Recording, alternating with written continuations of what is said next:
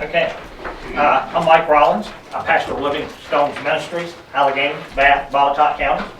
And I appreciate the opportunity to share with y'all. And I appreciate even more now the job y'all do.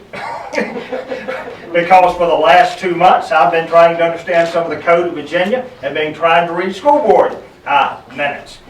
And I'm here to discuss with you the H.R. 145 SB Senate Bill 161 that was passed by the state of Virginia, which is the model policies for the treatment of transgender students in public schools. Now, I know this isn't a question and answer, but I just have y'all addressed this at all? So we have policies in place, current policies and procedures in place that we believe protect all students and staff. Obviously, we don't discriminate in our schools, and we work with students that need support on an individual basis. We try to do that in a safe and respectful environment, which is our schools.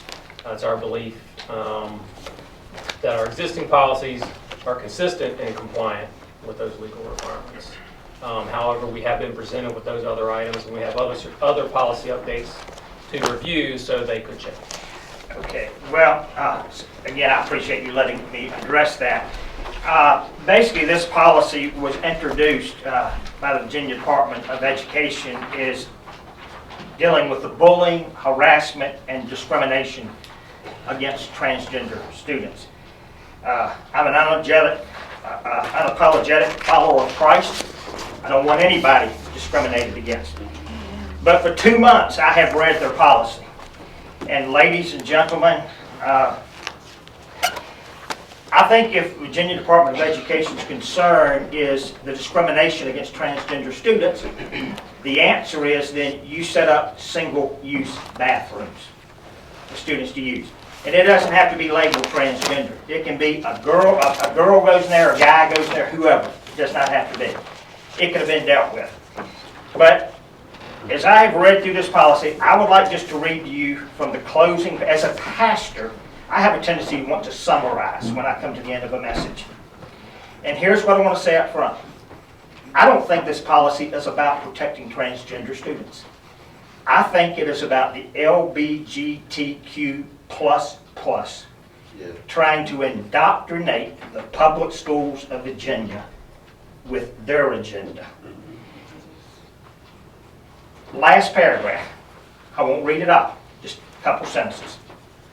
To further foster positive, inclusive school climates, school divisions shall promote activities and LGBTQ affirming resources for students and families. Now, when I read that, I'm not sure what that has to do with protecting transgender students. They are asking that we promote these policies. The very last sentence of this whole thing says, other affirming activities include the promotion of visible support for LGBTQ+ youth, such as the use of flags and stickers, and the sharing of affirming community resources. Ladies and gentlemen, they are saying we need to promote putting gay flags up in our hallways and stickers. Again, I've dug into who wrote this policy. It is the LGBTQ++ trying to ram their belief system down our students. I don't want anybody discriminated against, but I don't want my grandchildren discriminated against either. They are suggesting that they form gay pride clubs. They're suggesting that there be books put into the libraries. And when we talk about transgenders, page 6 of their very own policy says, a student's gender can be fluid, changing over time, even from day to day. And they are saying you cannot say to a student, you can't use that bathroom you must let them use the bathroom of their choice. So therefore, today, I can be a girl. And tomorrow, I can be a boy. Their own policy says that. I want to ask you to do what Bath County High School did the other night, unanimously. They made a policy that no biological, we can't use the word gender because they are very fluid with their genders, that no biological male and female shall be allowed to use a public restroom or locker room at the same time. That protects everybody. So again, set up single-use restrooms and let's lay the law clear of what it's going to be. And again, I've realized you guys can't stay on top of everything. I found this out. You got a tough job.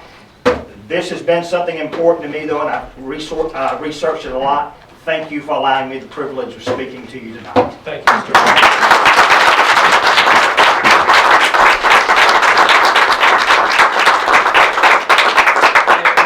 Briefly, Mr. Rollins, that is generally the last thing, how you summarize there, or what Bath County did in the single-use bathrooms, et cetera, and not allowing individuals born biologically male or female to enter the opposite gender bathroom. Those are general discussions that we've had.